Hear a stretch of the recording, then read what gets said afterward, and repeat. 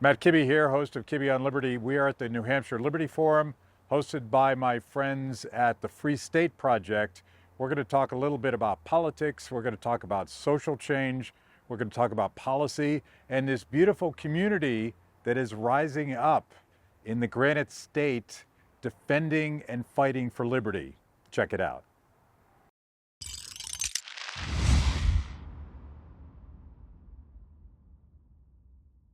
Eric, good to see you. Hey Matt, it's great to see you. I know it's been a few years since we had a sit down talk like this. I know, and we got to hang out at PorcFest a couple years ago, and we are at the New Hampshire Liberty Forum. Tremendous first day. Tulsi Gabbard just gave a great talk this morning, and you are now wearing two hats. Let's make sure people know that you still represent the government, so we should take everything you say with a grain of salt. I like to think I represent the people against the government, Okay. but I guess some can people can characterize it however they want. But yes, I'm finishing out my third and what I imagine will likely be my final term in the Maine State Senate. Though I've left and come back before, but this feels a little bit more final. Um, uh, but I am finishing out my third term. Then I'm crossing the border. I'm leaving the state that I love to come lead the Free State Project as its new executive director. That's very cool, and I've known you for quite some time, and you've always been sort of the vanguard of the liberty, Ron Paul, freedom perspective within the Republican Party, not just in Maine, but you've become a spokesperson for that movement nationally. So I think the evolution makes sense. Mhm. And we're going to talk a lot today about what's happening in New Hampshire. But the subject, we had this conversation last night. The subject that's really interesting to me is using states as a laboratory for liberty. And this is something, I don't know if it's consciously being done as a study of what the left has done so well. Mm. But for years we've seen all of these nutty, super radical, don't take that too seriously model legislation movements emerge out of Vermont, California, Oregon, fill in the blank. And suddenly, 5, 10, 15 years later, every state's starting to pass, like, universal health care or whatever that bill is. And so it's really important to develop the idea, develop that into legislation, build a coalition, and then pass it. Now it doesn't always pass, but that whole process, and that's what you've done in Maine, and that's what you're doing in New Hampshire. So I want to talk a little bit. Why don't we start with Maine, because you're still in the Senate, and talk about some of those fights that have become contagious. Other states have Mhm. picked up on those things. Yeah. Well, there's a lot of great examples to look at in Maine. Maine's not in a very good spot right now politically. It's fallen to kind of single party Democrat control. But when I was first elected in 2014, I served two terms there, 2014 and 2018. We made a lot of progress on things like constitutional carry, which back then, when I was sponsoring it and we got it passed in Maine, it was still considered very much a radical idea. And Maine was the sixth state to pass it. So, Explain what that is, by the way, so people understand. yes, constitutional carry is basically you, if you are a law abiding citizen who can legally own a firearm, then you can carry a handgun, open or concealed, without the need for a permission slip from the state. So, before we passed this in Maine, we already had open carry. So you could legally open carry without a permit. But the moment you put a jacket on, you were a felon, unless you had a special piece of paper saying that you could. It was an arbitrary distinction. We made the case, I think, pretty effectively against it, and we got thousands of Maine people, gun owners across the state, involved in the effort. And Maine remains to this day the only state to ever pass constitutional carry through a Democrat-controlled legislative chamber. So we were the sixth state, and today, just a few, let's see, that was back in 2015, so almost a decade later, we've gone from six states to something like, was it 27 or 28? I know Louisiana and South Carolina just came on board, so over a majority of the states, and a majority of the U.S. population now live in states where they have a constitutionally recognized right to carry a concealed handgun, and I think it's made overall it's resulted in safer communities. Yeah.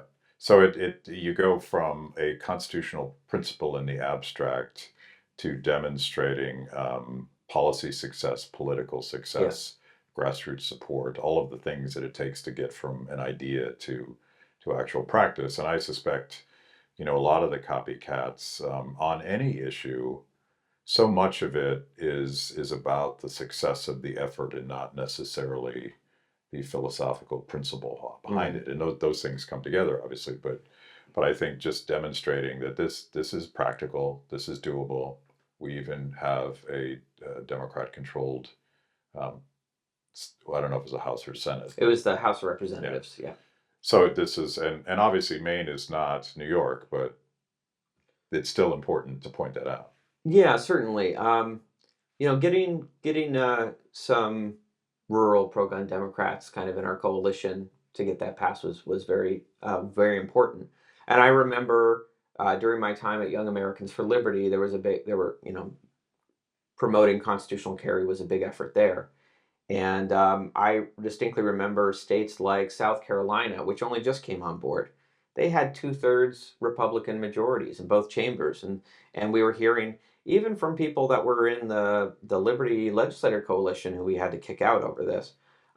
People saying, "Well, now's not the time. We don't have the numbers." It's like we passed this through a Democrat-controlled chamber in Maine. You have 2/3 Republican supermajorities, and you're telling us, and you're hearing from the people that you represent that they want this, and you're telling us it's not the time. Well, thankfully they did finally get there. They were a little bit of a laggard, but I think there is a real value in having with some of these ideas that seem perhaps when they're first introduced as radical ideas, but very much in line with I think our founding ideals and our liberty principles.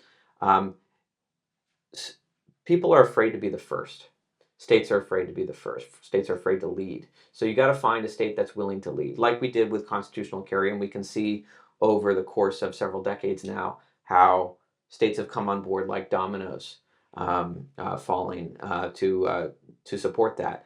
But you can also see parallels in other movements like the nullification of cannabis prohibition on the federal level. Um, uh, you know, Maine was the second state to have medical cannabis after California. We've seen how those dominoes have fallen across the states. The federal government is still got its heels dug in on that issue, but effectively their position still, gets in the way of things like banking and a lot of things we need to resolve. But effectively, states have led the way and made the federal government somewhat irrelevant on a lot of the questions around cannabis. Now, a relatively new idea that I think is going to catch on and build momentum over the course of the next decade in the way that constitutional carry has is a bill that Tulsi Gabbard was talking about today, Defend the Guard.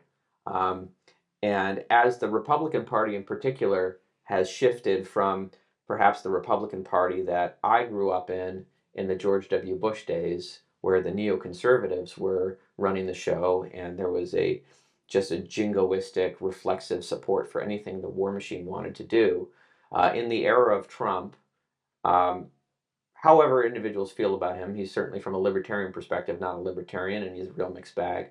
But he has really contributed to a shift in perspective on war, and I really think he's made it safe to question the war state. Yes, even if he's been very inconsistent on that. Mm-hmm. But I think Ron Paul planted those seeds, and Donald Trump came along at the right time and made it safe for if the leader of the Republican Party can say things like "great nations don't fight forever wars," then a lot of Republicans who didn't allow those thoughts to enter their head because Bill O'Reilly or Sean Hannity told them, you're not a Republican if you think these thoughts. We've seen a real shift in perspective there, especially as so many combat veterans come home and are the ones who are saying, this has been a disaster. We were never given a clear mission. What did my buddies die for? Congress won't even vote to declare the wars. And so there's been an effort, right, over 2 decades now of the war on terror to try to get Congress to take responsibility for the wars, to declare war like they're supposed to do if they're sending our sons and daughters off to fight and die. And yet they've abandoned that responsibility. They don't want that responsibility. They don't want to go on record where they can be held accountable for voting to authorize these wars, but they want to get all the money from the military industrial complex for their campaigns. And so Defend the Guard is an effort recognizing that, constitutionally, the states still have authority over the 50 state National Guards, which have accounted for nearly 50% of troops on the ground over the last 20 years in the war on terror. And so, what if you have state legislatures stand up and say, the Constitution says you can call forth our National Guard for 3 purposes: to suppress insurrection, to repel invasion, to enforce the laws of the Union. But you look at a country like Syria, there's no invasion that we're repelling. There is an invasion, right? But we've done the invasion. There's no insurrection that we're suppressing. In fact, the purpose was to go over there and foment insurrection against the Assad regime. And there's no law of the Union that's being enforced. There could be a law of the Union. They could declare war in Congress, but they don't. So the states have the absolute authority constitutionally to say, we withdraw our consent for our National Guard troops to be used in this fashion, and we're calling them home. And I have led that effort in the Maine legislature. We hit a high water mark in Maine this year in that a third of the Maine House of Representatives voted to support it. It still failed. And 1 state senator voted to support it. That was me. Is there no Democratic support for that? We did get a few Democrats in the House. But because I continue to wonder whatever happened to the anti-war left that was so instrumental in pushing back against the war on terror during the Bush years. Yeah. Free the People is embarking on our most ambitious project to date to document and expose the lies behind the greatest public health failure in my lifetime. We're talking to insiders with firsthand knowledge of the government's role in funding, creating, and then covering up the COVID-19 virus in our exclusive new documentary series, The Cover-Up. But I need your help. We won't get to the bottom of this scandal alone, so I'm asking viewers to crowdsource any information that could be helpful to our investigation. If you're watching this, you already know what the government did during lockdowns was unforgivable. Help us get to the truth and prevent it from ever happening again. To get involved, go to freethepeople.org/coverup. That's freethepeople.org/coverup. The truth is out there. What was sad for me to see a little bit was certain Democrats, progressive Democrats, who actually I often find common cause with on certain civil liberties issues and things like that, still kind of echoing kind of the anti-war, we can't justify this war, I don't agree with these wars, but this is not the way, Congress needs to decide these things. Well, Congress has abdicated their responsibility. So I think that when Congress has abdicated their responsibility, it does fall to the state legislatures to stand up and defend our National Guardsmen. So while Maine, it was a high water mark, the fact that we got roll call votes on these and a third of the House, Maine was actually the first legislature to ever have a roll call vote on Defend the Guard. A mentor of mine, State Representative Aaron Libby, who was kind of an unofficial campaign chairman for Ron Paul back in 2012, he was the first legislator to put forward Defend the Guard in any legislative body. I think it got like 7 votes back then. So to get a third of the House is a pretty big jump over the course of a decade. But to see in states like New Hampshire, right, you have a huge effort behind Defend the Guard here in New Hampshire. And in fact, it passed the New Hampshire House of Representatives. And it's going to the New Hampshire Senate. And this is a first, right, to pass a House of the state legislature. Yes. Well, it's the first time that's passed a lower chamber. Okay. The Arizona Senate last year was actually the first legislative body to ever pass it, and they just passed it again in the Arizona Senate. And the Idaho Senate just passed Defend the Guard, led by state senator over there, Ben Adams, who I got to know through the Young Americans for Liberty Hazlitt Coalition years back. So they've been doing great work over there. So there's growing momentum around this. And it's very interesting to see, too, it was just on the ballot in Texas the Texas Republican primary. So this wasn't actually like people vote for this and it actually becomes the law, but it's more of a sentiment of the Republican voting base.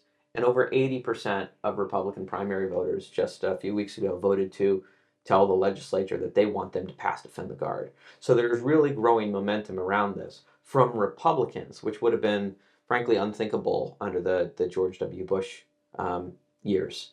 So there's been a real shift there. And I think that this is the Achilles heel of the war machine. We typically think that on the state level, we can fight back on domestic policy issues. We can maybe even nullify gun control or things like this that might be coming out of Washington, D.C. But to use the state legislatures to actively nullify the unconstitutional war machine and to assert our constitutional power there, that's something that hasn't been done before. Though, folks centuries ago predicted that the day would come that we would have to. Daniel Webster, former U.S. Secretary of State, a New Hampshire man, he predicted that there would come a time when the states have to interpose between their militias and the arbitrary use of them by the federal government. Pulling out a New Hampshire guy, nicely done. So what's fascinating about this, and I saw Derek give a presentation on this, and we'll talk to him as well. It's all bottom up. It's all grassroots. It's people getting involved, including a number of veterans who saw the mistakes that were made, saw that they were just cogs in a never-ending machine, a money-making machine for the military-industrial complex. They're the ones pushing for this, and there's a few more so in New Hampshire, but I suspect in most states that there's a few legislators that get it, but it's not until their constituents start bringing it up again and again and again, educating, pushing, nagging a little bit to do this. And that to me is sort of a metaphor for the Free State Project's mission anyway.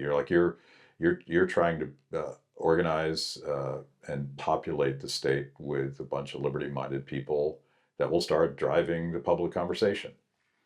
Yeah, yes, absolutely, and I think that the Free State Project ultimately is a recognition that there are millions of libertarians scattered across America, and that's a pretty big number. But if we're a diaspora, if we are scattered, we are a small minority wherever we might be. We might be 1% to 2%. We're easily dismissed in both politics and the culture. But if you can bring this diaspora together, if you can concentrate in one state like New Hampshire, a state with already a strong libertarian spirit. I mean, the motto is "Live Free or Die," right? And the state is very proud of its libertarian heritage. I mean, going back to the Pine Tree riots of the where many would point to the American Revolution really beginning. New Hampshire folks standing up and telling the British that they couldn't have our pine trees, and they were willing to fight back against that. Maine has some similar stories too. That's by bringing people together here, we can influence the politics, we can influence the culture, and we can build a liberty homeland that not only benefits the people who live here in terms of the ability to keep the fruits of our labor, to live our lives as we choose, so long as we follow the non-aggression principle. As you put it so well, don't hurt people and don't take their stuff. Not only do those living here get to enjoy that, but the spillover effects for the country will also be profound. So like we spoke about, sometimes you need a state willing to stand up and lead on these issues. I believe that once you have the first state that passes Defend the Guard, that actually puts it into effect, the dam will break, and you will see many more states come on board because everyone's afraid to be the first. There's so many threats that, if we pass this, the federal government's going to target us. They're going to threaten to cut funding for our National Guard. And I could go into why I think a lot of those arguments are kind of paper tiger arguments and bogus. But ultimately, it is easy to imagine one state standing alone being targeted. But this is going on simultaneously in so many states. Once states jump together, it's going to be hard for the federal government to try to issue retribution across the board, particularly when all a president needs to do is go to Congress and ask them for authorization. That's literally all we're asking. So I certainly hope that New Hampshire will be in a position to lead the way, and I think that the New Hampshire legislature passing Defend the Guard is is a great sign of the progress that has been made already in New Hampshire by members of the Free State community in this concentration effort. Thank you for joining me today on Kibbe on Liberty and for being part of our fiercely independent audience. Every week, my organization, Free the People, partners with Blaze TV to bring you this show. My guests bring smart perspectives on everything from current events to timeless philosophical debates. If you like what you hear, go to freethepeople.org/KOL and support Kibbe on Liberty so we can continue to produce these honest conversations with interesting people. Now, let's get back to it. Tulsi Gabbard made an argument that has always resonated with me as someone that focuses more on the federal conversation. And I've talked to Thomas Massey about this, and I've talked to Rand Paul and Mike Lee and those Justin Amash, those few national legislators that are insisting, usually in a small minority, that Congress take back its responsibility to declare war, and they refuse to, and it's cowardice. They're captured by the military-industrial complex, whatever that is. But Tulsi Gabbard's argument this morning was that Defend the Guard is a great way to force Congress to take back its constitutional responsibility to declare war. And the attitude is, well, if you guys aren't going to do it, we're going to do it, because these are our men and women who are dying needlessly in those wars. And so strategically, it makes a lot of sense. And it also, you could look at the DC mess and just throw up your hands and say, I can't fix this. Yeah. This entire town is owned by these pro-war interests. But in New Hampshire, you can actually go talk to your state legislator. Yeah. Talk a little bit about the unique structure of New Hampshire, and then maybe some other issues that you guys are working on. Sure. Well, first I'll say, I remember the last time that we sat down, I was leaving the Maine Senate to try to go to Washington, D.C. I was running for the United States Senate. I ran against U.S. Senator Angus King as the Republican nominee. 2 years later, I ran for Congress in a district that Trump won. I didn't succeed in getting the Republican nomination. I made 2 attempts to try to thinking, we've got to go into the belly of the beast. We got to try to fix this there. Ultimately, I think a lesson that I learned from those experiences is that we're not going to be able to fix it there. The swamp is too entrenched. The special interests I experienced it. Like, I can grassroots fundraise. I can raise, get from people chipping in $20, $50. We can raise a bit of money. But for the establishment that has literally access to a money printing machine, they can just drop $1 million on you like nothing. And before you even have a chance to respond, you're done. And I experienced that, particularly in my congressional race, when Kevin McCarthy came in and carpet bombed me with all kinds of negative ads. So I've learned, that really brought me back to the reality that if we're going to fight this Washington machine, it's going to have to be through nullification. It's going to have to take place in the state legislatures. And what gave me particular encouragement was to see the success of efforts with Young Americans for Liberty electing so many Liberty legislators to state capitals, to the point where you can have not just individual nullification efforts in one individual state, but a whole network across all of these state legislatures. But nowhere has that been more successful than in New Hampshire. New Hampshire right now, so it's got a 400-member House of Representatives, and about a quarter of them are people who you could easily classify as either libertarian or libertarian-leaning, libertarian-sympathetic. So about half of the Republican caucus, which is currently the majority, are Liberty Republicans. And that's where you're seeing, Defend the Guard. That's where you're seeing radical school choice policies like education freedom accounts, money following the child, which has become model legislation that is now catching on all across America. Just like we saw constitutional carry, now school choices, and New Hampshire has really led the way there. So, as a laboratory of innovation, New Hampshire has a really unique value prospect. It's got the liberty culture. It's got the activists, the people wanting to make a difference, and also, I mean, beyond the politics of it all. I'm partial to politics, of course. That's what I've spent the last decade and a half of my life being involved with. But one thing I don't think is talked about enough in New Hampshire is the community itself that's being built here. I remember when I came over last December, um, spent a month here in my new role as executive director, and I went to event after event after event, and the thought that popped into my head was, um, you know, I got this feeling like back when I was on the Ron Paul campaign in 2012. In New Hampshire, it's like the Ron Paul campaign ended in 2012, but no one here got the memo. People just kept building community, and there's community for, I mean, anything you're interested in. I mean, not just politics, right? Hey, you want to get involved and lobby the legislature, you want to run for the legislature, there's great support for that. But maybe you just want to, like, I don't know, you're interested in cryptocurrency, you're interested in living off grid, you're interested in, I don't know, knitting. Whatever it is, there are liberty communities here for that.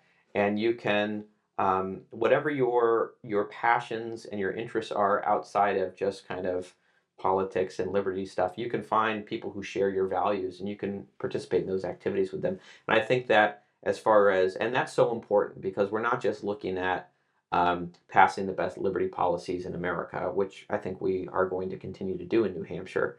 Um, but we're also really looking at building community and creating an environment where people want to raise their families and that we can build a sustainable libertarian homeland that will endure for generations to come. That's the vibe that I get here. This is my first Liberty Forum, but I've been going to PorcFest, I think, Yeah. for close to 15 years. I really appreciated when I didn't have a campsite one year. You let me stay at your campsite. You're one of the homeless guys that we took up that. But and that's a great way to describe what I want to talk about. There's a sense of community and shared responsibility and camaraderie that is far more powerful than a political campaign. Mm-hmm.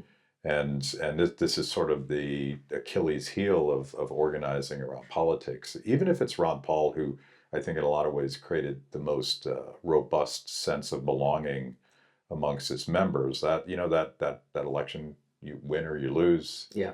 And typically people just go home and go back to what they were doing before. It's more important to give people a sense of belonging to something that just makes them feel good. Yeah. Makes them feel safe with their families. Like PorcFest is a family event. Right. And but even beyond that, like it's a cultural thing.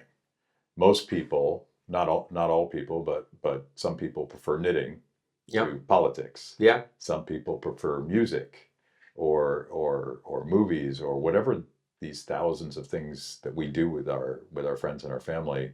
That stuff's more important ultimately than politics. And our whole philosophy is we'd like for politics to take a back seat so that we can just make those choices for ourselves. What's unique about the New Hampshire experiment is that broader mission that is not just about, hey, we're coming to New Hampshire to take over politically. That's not it at all. Mm-hmm. That may be one of the consequences because you've brought a bunch of people, many of whom, not all, but many of whom are like, I would like to have the freedom to educate my children the way I see fit. So they get involved on that. Maybe they get involved in other things. So that's the power. And I think in some ways, the left has always done that better than we have. Mm-hmm. So you guys are sort of crafting this experiment, which is much broader than politics.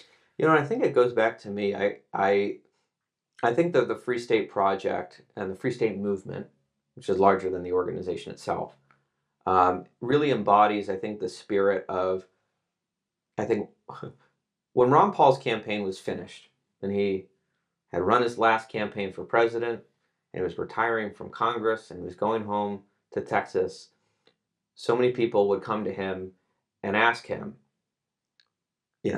I want to continue. I want to continue advancing liberty. Tell me, what should I do? And Ron Paul's no central planner, right? So he would say, I don't know. You got to figure that out. There's a job for you out there, but I'm not going to tell you what it is. You have to find it yourself. And so, and I think a lot of people took that to heart.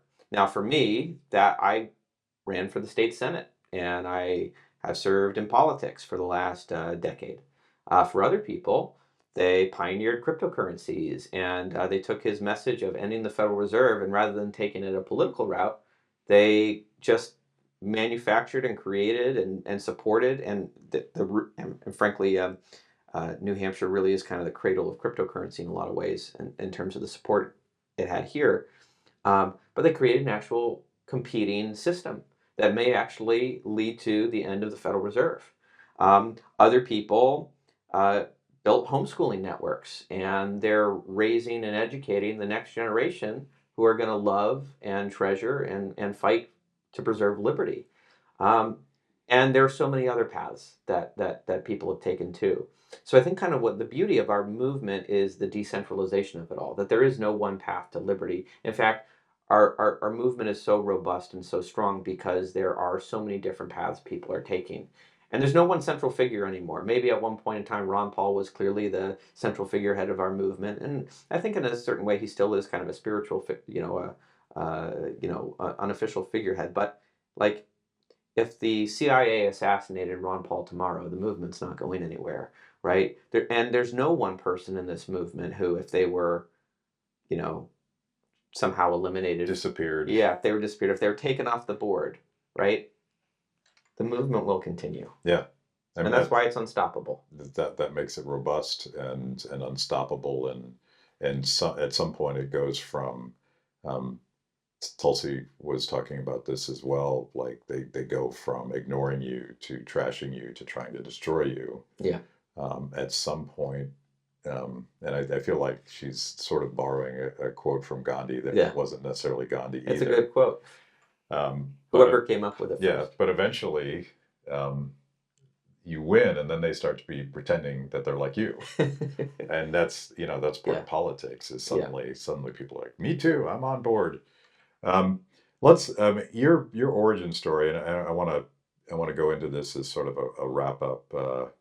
Your origin story is very different from mine because we're from different generations. But I grew up reading the liner notes on a Rush album that was dedicated to Ayn Rand, and I found one of her novels and I devoured it. And this is before you could Google these things, so I was sort of an accidental libertarian because I discovered it through culture, not politics. Fast forward to the Ron Paul movement. Ron Paul, whether he knew it or not, created a cultural platform to talk about ideas. Like he was running for president, and he was on that presidential stage in the Republican primary, which was a cultural spotlight, I think, for him. Like, I'm not sure he ever thought he could win the presidency. I suspect not. But he wanted to turn people on to these ideas. And he created all of these young people who had the ability to Google, like, Austrian economics. Yeah. And who's this guy Mises that you're talking about? And so he's planting all of these Easter eggs, and we at that point had enough technology that you could go figure out for yourself, even though they're not teaching you that in school, even though the three TV networks wouldn't absolutely not tell you about that. And you're part of that movement. Yeah. It's funny. At the time, I thought I was really late to the game because I grew up in a family where, I was never really into sports as a kid, but I did follow politics, and I guess that kind of became the red team versus the blue team. That became a little bit of like the sports game that I was following, and I was really, my Rush Limbaugh was on the radio, Fox News was on the TV, and I was kind of immersed in that at a young age, and I think a little brainwashed by it. Looking back on it, I grew up. I was in the 8th grade when 9/11 happened, and so as I'm kind of coming of age, it's in this moment of war fever, and Um, and I cheered on, the war in Iraq. I cheered on the Patriot Act. America. Yeah, you put a boot in their ass. That's the American way. That's what they told us. And for me, and by 2008, Bill O'Reilly and Sean Hannity told me that Ron Paul was a joke and I shouldn't listen to him. And, they were the ones on TV. So who was I to question that? I had a brother who had become a Ron Paul supporter. And to be honest, he was a little bit of a dick about it. So that didn't help me change my mind. Well, brothers are dicks on Yeah, a lot of things. Yeah. We get along pretty well these days. But actually, over time, in the years between 2008 and 2012 and the rise of the Tea Party, my brother sent me Ron Paul's The Revolution, and he kept sending me videos by Jack Hunter. And eventually there were certain things, first it was reading Ron Paul's book and thinking, well, all right, I really like where he is on everything except for foreign policy. I think we heard a lot of people get to that point. But then it was listening to Jack Hunter and things that he said about, the Department of Education is a government bureaucracy that's, wastes our money and is inefficient and all of that, right? So where's the magical fairy dust we sprinkle over the Department of Defense to make it anything different? And I remember that having a light bulb go off in my head. And it was, and then Glenn Beck even, I remember Glenn Beck having a week where he said, if we want to get spending under control, we've got to look at all the sacred cows and let's look at the defense spending. And for some reason, looking back on it, it's kind of sad to think I needed that mental permission from someone in authority, like someone on the TV, like Glenn Beck, to say it's okay to question these things. And then it was like a light switch going off. And suddenly I everything I had been reading, it all kind of clicked into place. And I realized, rather than agreeing with Ron Paul and everything except for foreign policy, I realized that actually foreign policy was where Ron Paul was absolutely the best. And for me, of course, that led to just kind of my own journey for a while, supporting him from the sidelines. When I graduated from college, I went to New York City. I was a professional actor, got involved with kind of grassroots Ron Paul movement there. That led to a job with the Ron Paul campaign, and going home to Maine, where my family's been for, going back to the Mayflower. So yeah, that's been my journey along the way. I seen amazing things. I was a delegate at the 2012 Republican National Convention. Well, I was elected as a delegate. They kicked me out of that convention along with half of the Maine delegation. Yeah, let's tell that story because the same thing at that 2012 convention was happening to Tea Partiers. Mm-hmm. That was happening to Ron Paulers. And by the way, there's all sorts of crossover in those two communities. And later the Democratic Party did the same thing to Bernie and perhaps more viciously to Tulsi Gabbard when she was running as an anti-war candidate. But remind people what the Mitt Romney machine did. And Mitt Romney is going to win the nomination. Yeah. But they would not tolerate any dissent. They would not tolerate any diversity. Remind people that story. They had the delegates. They had the majority. They didn't need to do what they did.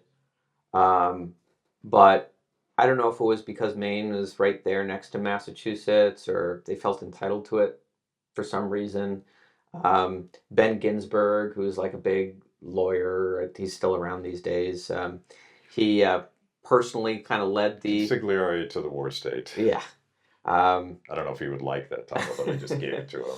Yeah, I heard an interview with him recently, and he's still doing everything he's been doing. But he was personally led the convention strategy for the Romney campaign at the Maine Republican convention, and so it was like me versus him, and we beat him. And I don't know if he just never got over that, so it was like a personal grudge he took with him to the national convention. That's still one of my favorite scalps on the wall is beating Ben Ginsberg in a political convention. That's not nothing. But although the blowback's awful, apparently. Yeah, well, strike me down now, will Yeah. rise more powerful than you could possibly imagine, right? That's what Obi-Wan said. And I kind of feel like that's been the liberty movement. I feel like they made a real mistake going after us the way that they did, because we didn't back down. We've kept fighting for all this time.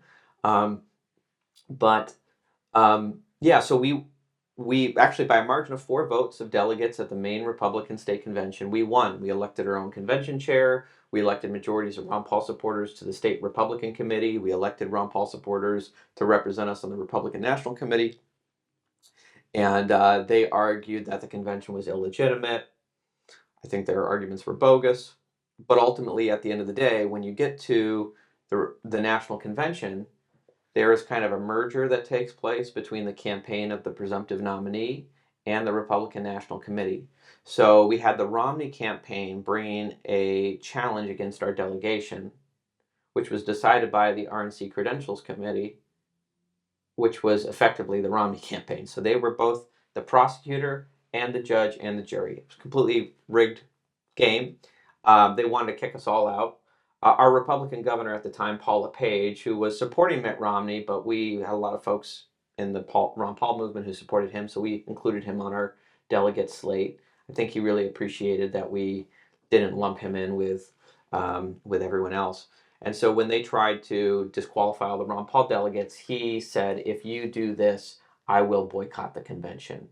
And so I think from that, the RNC figured, well, maybe we can split the baby. We can take the majority and leave. So they kicked out 10 delegates and replaced them with Romney supporters who hadn't been elected, and left 10 delegates in place. But of course, there are the 3 automatic delegates that are the RNC members, plus Paul LePage, who was the 21st elected delegate. And so kicking out 10 and gave them the majority, which is ultimately what they wanted, which Maine would have been the 5th state to have a majority for Ron Paul, which meant under the rules, he could have had his name entered into nomination and could have given an uncensored speech at the RNC. I think that's probably a big thing they wanted to avoid. So our delegation wouldn't accept any deals that gave them the majority. We were duly elected, and we didn't bow down to them. So we fought till the bitter end. We fought on the floor against their credentials report disqualifying us, with a lot of support from delegates across all the states. We fought against this rules change. This they called the Ben Ginsberg power grab, concentrated power in the top level of the party against the delegates. And long story I won't go into, but I think that ultimately came back to bite them 4 years later, because it meant they couldn't stop Trump from getting the nomination. It's a whole other story. But it ended up resulting in mass waves of delegates from across the states leaving in protest, marching out, chanting, "As Maine goes, so goes the nation," which of course is a popular saying from maybe a century ago, when Maine was like literally the first state to cast votes for president, and you could like forecast how the nation was going based on how Maine went. So it was anyway. So, and we've kept fighting since. I mean, some people have dropped out and done their own different things since then, but At Kibbe on Liberty, freedom is a lifestyle 24/7, something you live and breathe and wear every day. If that describes you, you need the very best Liberty swag in the market today, just like this shirt I happen to be wearing. Go to freethepeople.org/KOL and check out our exciting merch. You too can love Liberty and look cool. The reason I think that history lesson is so important is, and again, Tulsi Gabbard was talking about this today from her experience, and the DNC is perhaps even more centralized than the RNC because they have super delegates, and there's all this speculation about does Biden drop out at the last minute so that the Democratic machine can choose their new champion. But the point of the story is that, and I'll switch back to the Republican Party, for all of the talk about bottom-up grassroots democracy is the most sacred tradition in America, they don't believe that. Yeah, it's all rigged, it's all corrupt, and I would hope that some Republicans would reflect on the fact when we were raising issues about Mitt Romney in 2012, you were shouted down as being not on the team, and I'm sure there was far worse things they called us.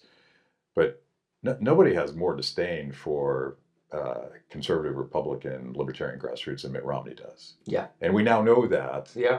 But if you were paying attention, we knew that in 2012. Yeah. It's nice to be able to claim you were against Mitt Romney before it was cool. Yeah. I never got it. Like, perfect hair, but that was the limit of what I could say nice about him. Well, it's interesting to kind of reflect back on it. I think this is always like the false choice we're presented in politics, right? Like you go back to 2008, and Mitt Romney was put forward by the corporate press as the conservative alternative to John McCain. Right. Right? And I think perhaps that false branding kind of carried over for some people into 2012. But yeah, I mean, certainly it's, what does Tom Woods calls it, the 3x5 card of allowable public opinion, right? Or I think Noam Chomsky kind of talks about the way that you control speech in a society is to not say, here's the one thing you're allowed to think, but to say we're actually going to have very rigorous debate, but only within the very narrow window of what people are allowed to debate. Should the tax rates be 39% or 35%? And we're going to fight over that and act like it's some big chasm. Meanwhile, questions about the wars, the monetary policy, the big questions that really threaten the power elite in our society, those are untouchable, and we are never allowed to debate that. And that's why people like Tulsi Gabbard or Ron Paul or Bernie Sanders to some degree, even though I think he certainly seems to have made his peace with the establishment. He's come to heel. He's kissed the ring. Yeah. Those folks are not allowed to be at the table for conversation and debate. But that's changing because of social media. And of course, we see the TikTok ban bill, which has implications far beyond TikTok. They're trying to rein that in because the decentralization of these movements against them are not so easily stamped out. I try to find the white pill optimism and all of this censorship industrial complex. And I think in many ways, the government's attempts to stop conversations on Twitter suggests that they're desperate. Yeah. They don't know. There's too many people to silence now. And back in the day, they could call the networks and make a deal that they couldn't refuse. And now they can't do that. So I'm optimistic that our decentralized bottom-up model, despite all of these efforts to tamp it down, it's breaking through. And this is demonstrated here in New Hampshire. How do people find you, the Free State Project? Here's your shameless opportunity to promote your project. Well, first thing I would say is to learn about the Free State Project. It's as simple as going to fsp.org. You can learn more there, but really you won't get a real good sense of the Free State Project until you come and visit New Hampshire. And of course, people can do that at events like we're having right now, the New Hampshire Liberty Forum. Of course, by the time this airs, people have missed that opportunity. And that's every February, March, in that range. Historically, and probably will continue that way, though who knows, when these things... You're libertarians. You'll do it whenever you want. Yeah. But of course, coming up this year will be what we've already talked about, the Porcupine Freedom Festival, a week-long camping trip with, 2,000 of your favorite libertarians. So that is a really great experience for everyone who comes, and we'd love to have people come visit there. But even if you want to come visit, maybe those time frames don't work for you, just come and visit New Hampshire. There's always events going on. Just shoot us a line, let us know you're in town, and we'll hook you up with events that are going on. We'll introduce you to the community, and you can really discover that there is a liberty homeland that's being built here in New Hampshire. And if you love liberty, we'd love to have you be a part of it. Very cool. Thank you. Absolutely, Matt. Thank you. Good to catch up. Thanks for watching. If you liked the conversation, make sure to like the video, subscribe, and also ring the bell for notifications. And if you want to know more about Free the People, go to freethepeople.org.